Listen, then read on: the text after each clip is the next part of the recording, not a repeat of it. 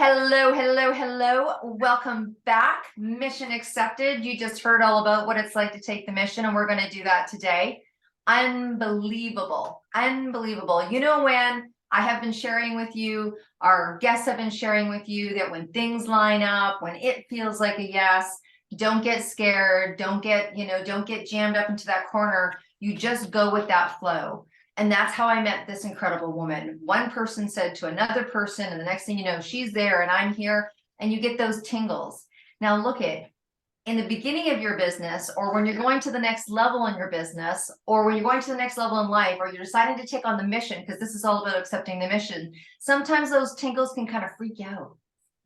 Sometimes those tingles can, your psyche knows that you're going to go to the next step. You're going to meet somebody super cool. You're going to hear things that you need to hear. And unless you're really used to pushing yourself through to accepting that next level, being grateful for the person sitting across from you, because you know that you're going to get as much out of this conversation as they are, then you know what? It's about jumping over that leap. It's about taking that mission, even in that little conversation. Like when we talk about accepting the mission, sometimes we think those grandiose things. When you decide to take this, or you leave one job to another, or you take on the mission and it came in this amazing download, or, oh my gosh, this whole, stand up, speak up and show up, 375 women, da, da, da, la, la, la. And it's all that big stuff. Sometimes it's little stuff. Sometimes it's a colleague going, I really think you need to talk to this person. And you're like, okay. And you take that mission on with that person in the conversation. And then you know that that conversation is going to go to another conversation. Sometimes you don't know the final. Sometimes you don't know, like you might do something, you might hire each other. One person might hire the other person, but you don't know where that final is going to go. That's what it's like when you meet Barbara. That's what it's like when you meet her, because you know there's more. And when you meet her today, you know there's more, which is why it would be unfair for us to share her with you once. This is Barbara Frankson. If you've seen Barbara Frankson once, you want to see her again. So lucky us and lucky you. You guys know that if I bring someone on to do a series, it is selected, it is vetted, it is important. It's a big deal for me and it's a big deal for you. And so, it's hard sometimes to talk these rock stars into getting onto the across from the screen once, never mind 6 times. So 6 times this woman is going to be with us. And I just want to say that you guys were, you're the coolest podcast audience, that, because you're super active and you make the people on the other side of the screen like jump up and joy and be really grateful, because this is what we do. But you guys are you've gone from best podcast audience. After this session with her and after 6, you are going to be the most transformative, game-changing podcast audience that ever listened and watched. And I know that's a big intro. I know it's a big intro. You guys know I don't blow up a whole lot of steam unless there's something to be, a kettle to be taken off the stove. But that's who you're going to meet today. That's who you're going to meet today. So, let's just humbly bring this woman on, because on all of that, on the other side is this super cool, humble woman who had a bit of a crazy story that decided to take a phone from somebody else one day, take a call from somebody else one day, and just meet this person to the right person. And so, you know what? I've just met a lot of people to the right people, and you have that opportunity as well, and you're going to have it here today. So, hey, Barbara Frankson, welcome to Mission Accepted. And what are we going to talk about today? What an amazing, oh my gosh, what an amazing introduction, man. I'm going to take on a journey, my life, my pain areas, right? When I listen to that intro, I am truly humbled. I am grateful. I am thankful. I am blessed to be here. Little old Barbara Frankson from dirt floors, originally from Jamaica. Oh my goodness. And now I'm hailing from Connecticut. I want to take whoever's listening. My sweet spot are women, because I'm a woman, and the things that I've gone through, you will always hear me, no matter where I'm speaking, everything is purposeful. And then when you turn it around, you go, everything is full of purpose. Every pain area. So I want to take some people through my pain area.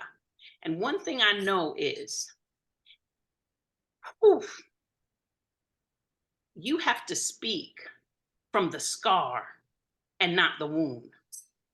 And what that Mm. means is you can't be bleeding, because what happens is if I'm still bleeding and I'm speaking to an audience of women especially that needs to see me, because when you see me you see you, right? And it's funny when you asked me to do this and it's mission accepted 262. Well, my birthday's 262. I'm aging myself, but I'm blessed to be here, right? And so the first thing I want to talk about is the baggage of my pain. The baggage of my pain. When I started this journey was before I was born. But when I realized it, I believe I was preparing for a speech. You know, the funny thing is, the first place I started talking was in funerals. And I'm like, what? They would ask me to recite poems. And if someone gives me an assignment, I want to do more. So I didn't read it. I memorized it to a fact that they thought I wrote it. And I'm like, no, no, no, no, no plagiarism, right? So they started asking me back then. But when I really realized it was when someone I was mentoring at my career of 32 and a half years, and he became the teacher, and he said, Barbara, what would you do if money was not the object? And I said, easy. I would be an inspirational international speaker for God. Just wheeled it off, didn't know what that meant. And then he gave me an assignment. There goes that word again, right? An assignment. Mission accomplished is an assignment, right? So when he gave me the assignment, at first, to be honest, I wasn't going to do it. And then I found myself looking at a quote in that assignment, and it was from Mark Twain. And it said, the two greatest moments of a person's life is when you're born and when you discover why. At first, I just read it. Then I did what I do for funerals. I memorized it. And then I put it in my heart and I said, wait a second. The two greatest moments. So I've already had a great moment that I didn't realize. And it's when you discover why. But I realized something happened to me when I was standing at funerals. Even though it was a place where people died, my hands would tingle, right? And they say the two greatest, the most, how does it go again? Give me 1 second. It says the richest place is a graveyard. Yes. Because that's where, right. Where most dreams die. Yeah. Where most dreams die. Yeah. Thank you for that. Where most dreams die. And dreams, and it's expensive. So the baggage of my pain. Before I was born, you know, I used to define myself as the product of an adulterous affair. Yeah. Right. And when you define yourself as something, you start walking in. And before I came in, that was what I thought my shame was. I didn't even know. And then but it also connected to my pain, a part of the baggage. And the reason why I decided to go back here is because when we start dealing with pain as women, we want to start, at the divorce or at the single parent. No, no, no, baby. You got to dig deep. You got to go back. You got to go all the way back. And anyone who says that your childhood, the things that are planted in you, does not affect you later, come talk to me. Because it does, before I even, right? So part of my baggage was this. Here we go, ladies. Looking for love in all the wrong places. I'm going to say that again. Looking for love. And then when people told me I had daddy issues, I got mad. What do you mean I have daddy issues? I don't have daddy issues. Well, I never knew my dad, the first man that was supposed to love me. So think about it, right? My pain area. So the baggage has to come with, how did I get here by making my choices? But wait a second, there's something even more valuable than that. Two greatest moments of a person's life is when they're born and when they discover why. I didn't memorize that. I put that in my heart. When I discovered why, I started unfolding the pain. And that's why I went all the way back. So, ladies, it's about going all the way back. You know, the things you don't tell your therapist. Yeah. Mhm. Let's speak the truth because you don't even want your therapist to know. So there's a reason. There is not one pain that has happened to anyone in their life that was not purposeful. One of my mentors, she was a product of a rape. And now she is one of the most dynamic speakers that I know because she had to go through that pain. But not only that, you have two choices with the pain when you're unpacking it. You can either let it paralyze you, ooh, or you can. What I did was I took that baggage, I took that pain, and I let it push me and propel me and ignite me for my purpose. That's why I'm so passionate. People are like, Barbara, why you talk like that? I said, because you got to come back. Let me take you on a journey. So with my dad, and I'm not going to go through all my pain areas, but I'm going to touch a couple of them because I want people to understand, since I'm taking you on a journey, that you got to go all the way back, because if you don't, you're going to keep no mistakes in life unless you don't learn from it. So in order to learn, you got to go back. It's not about failing. It's not a failure. It was that you weren't ready yet. Right? But at the time that you're ready is when you're saying, remember, part of my introduction was fulfillment and peace. Well, all my life I felt unfulfilled, chaotic, dramatic. So I had to go back and I had to unpack that. Then I had to remember what my mother did. My mother showed me my dad, a picture of my dad, and said, if you ever see him coming, run. So that's what I call myself, a runner when it comes to men. If you sneeze the wrong way, I'm out of here. I've been divorced twice. And I'm telling you the reason why, that's a part of it. I'm skipping ahead because guess what? There's a lot of divorced people that are going to be watching this. And I'm going to tell you why I got a divorce. Not one time, not two times. I tell everyone, I can fill the audience with everyone in the world if that was possible. And I would say there's one reason: agreement. You didn't agree on this, you didn't agree on this, you didn't agree on that, something. But there's something bigger for me. The reason why I had a divorce is you can't give something you don't have.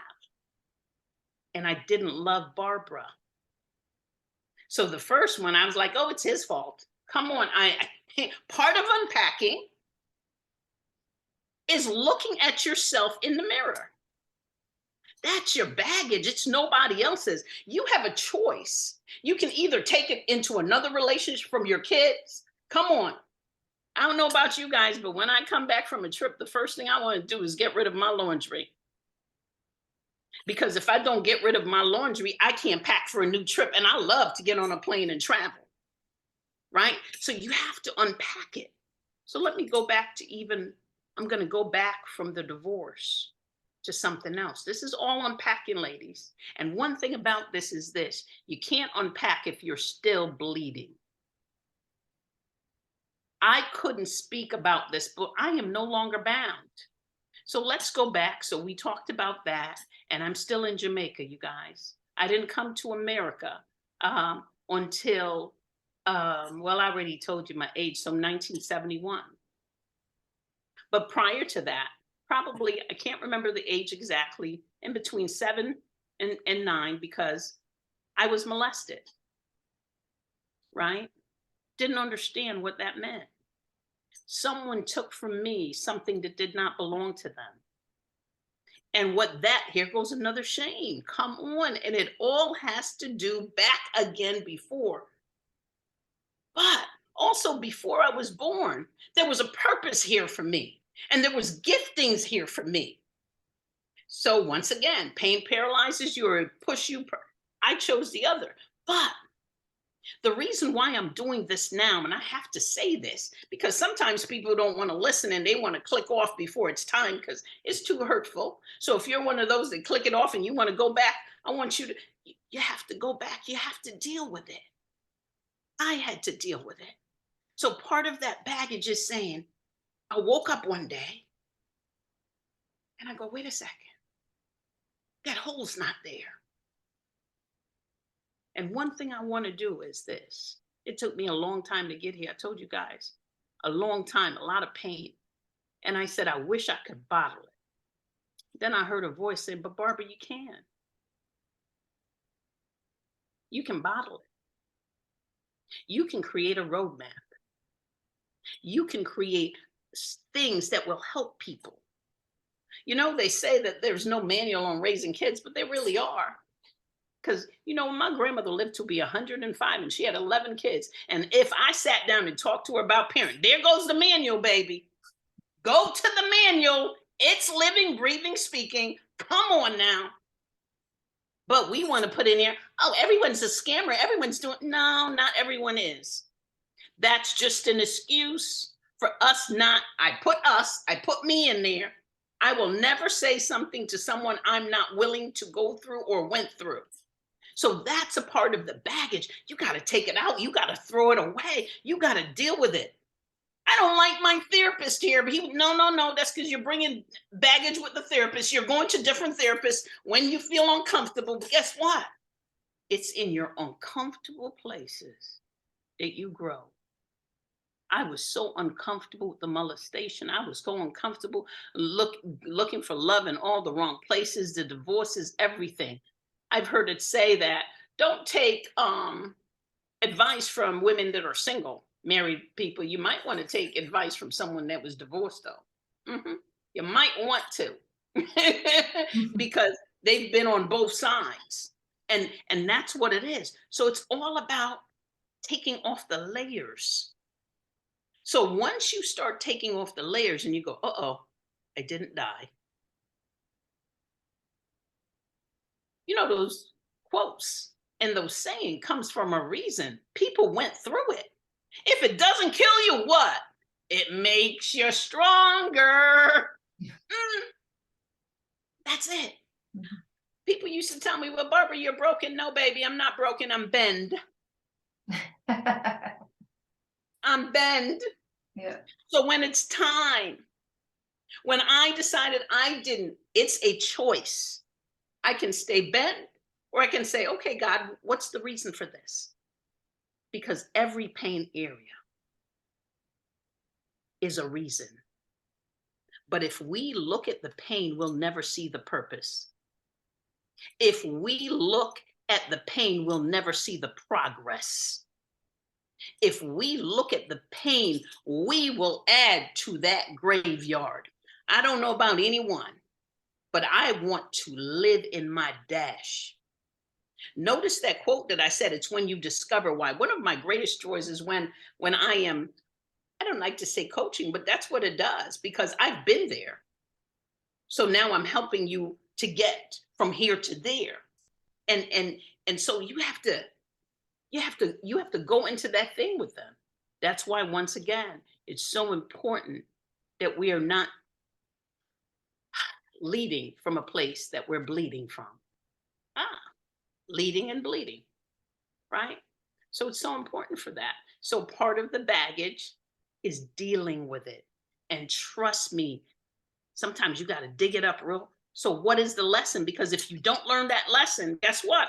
Remember I said 2 divorces. So let me tell you about my third time. There was none because I was engaged for the third time. But this time I went in the closet and I said, God, open my eyes. Let me see everything. Not just, hi, oh, I'm so in love. So in order to see everything, he said, okay, let me bring you back because there are signs. And you didn't see it the last time, but it's so obvious now because you asked me to open your eyes. And within an hour, he started showing me. Oh, wow. Right? Yeah, within an hour. So that's why it's not a third time, because this time I'm like, okay, my son that's 34 now, when he was 25, said, he broke up with his girlfriend and he said, in order for me to walk with someone, I have to learn to walk alone. And I want to put a little tweak on that. You got to handle everything in here, your baggage, your layers of pain.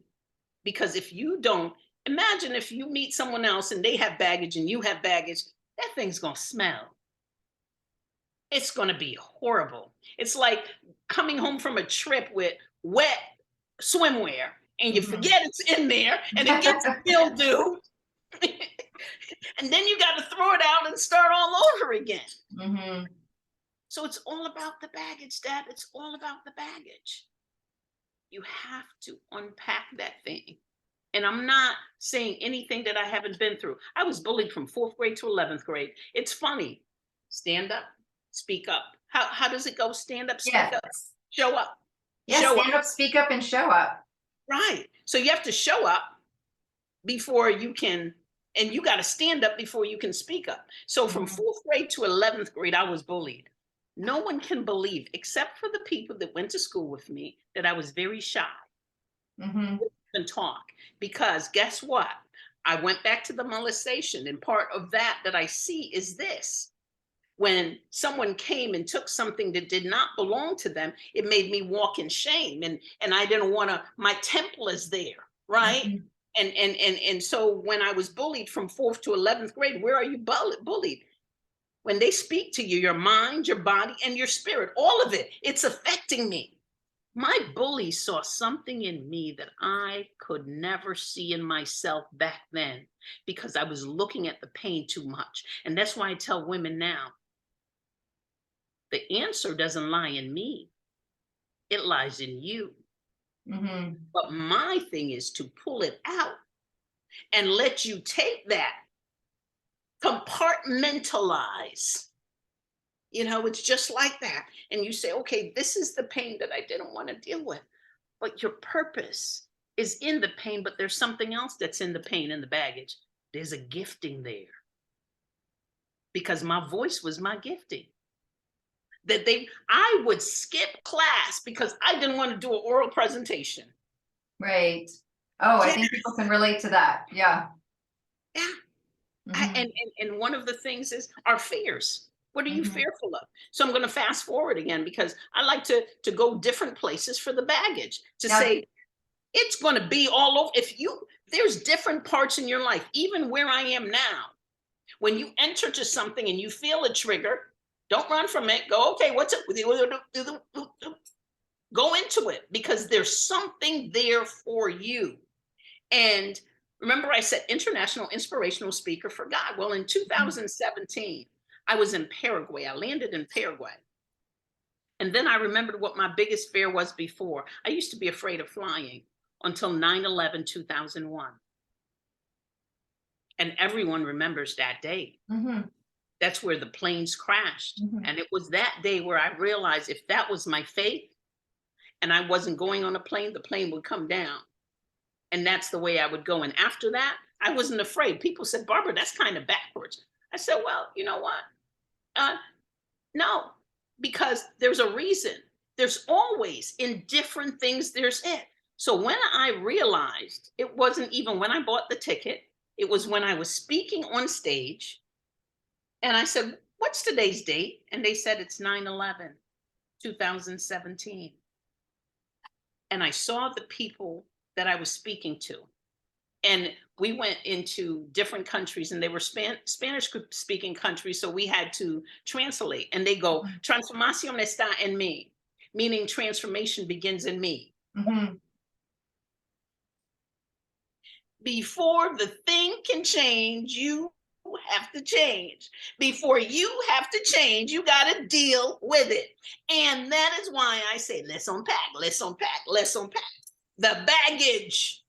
Okay, look, I'm gonna like, there's so much to unpack there. And I know that we're part of a series. And I think that all of us know, none of us want to get out of our car right now. And we don't want to go to our next meeting. And you've left this like you're the perfect, cliffhanger.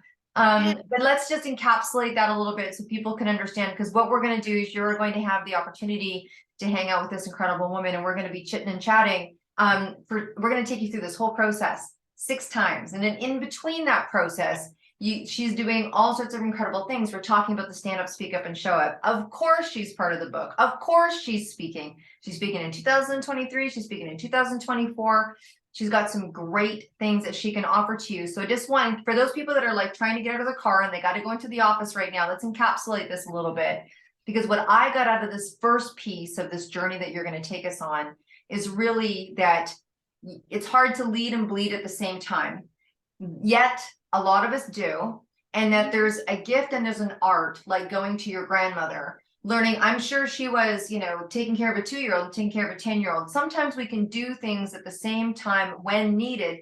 If, like you said, compartmentalize, properly, working with the right coach, the right, like your grandmother was the right coach for that parenting moment. So being able to know that you can transform, you will transform the process of finding your gift. I know that you're going to get into what we do with that gift, how we manage that gift, how we overcome that gift. But I think this first piece about just recognizing that some of the things we're experiencing today might be 30 or 40 years old. And is it cleaned up? And sometimes it gets cleaned up and then it shows up again, Yeah. right? And so I thank you for the recognition and the foundational work of sometimes if things are not functioning here, where we have to go. Why don't we wrap up a little bit in sharing with people maybe something around that, and then let's give them some information, and then we're gonna be moving on into the next chapter of this 6-part series. So if someone's in that place right now, where they are living their life, yet they have a knowingness, or maybe she's talking about me, or what do you do in the moment in your life where you're like, okay, I want to move forward. I talked about, having that phone call, some of us getting the tingles. I got excited because I've played this game for a while and I leaned in. But when people know they need to lean in, or they're seeing, you can see sabotage. Look, you can see the person coming with the same name, or different names, same guys, same women, whatever. What do you do? I disengage. And what that means for me is this. I look at the woman in the mirror. And the woman in the mirror is going to look different at different times. But so many times, the hardest thing, and I know, like, when I'm coaching people, they're like, look in the mirror, what does that mean? So many times we walk around our mindset. When we're looking at ourselves, it took me a long time to be able to look at myself in the mirror, because what others saw wasn't what I had a mask on. So you have to look in the mirror, and what that requires. And now it is so very hard because of social media. Do you know, on Sundays, I don't respond to text. I don't take a phone call. I don't do so. And they're like, Barbara, I need to just reflect where I am, especially after pouring into people. Mm-hmm. You got to rest one day. It's a great skill. Or if you don't have a day, do a couple of hours. So what I would tell someone is it's very easy. I would say start with 5 minutes, because so many people say they're busy. Mm-hmm. Well, are you too busy to take care of you? Because just like when you're on a plane, they say if you're traveling with someone that cannot take care of themselves, whether it's an infant or someone older, who do you put the oxygen mask on?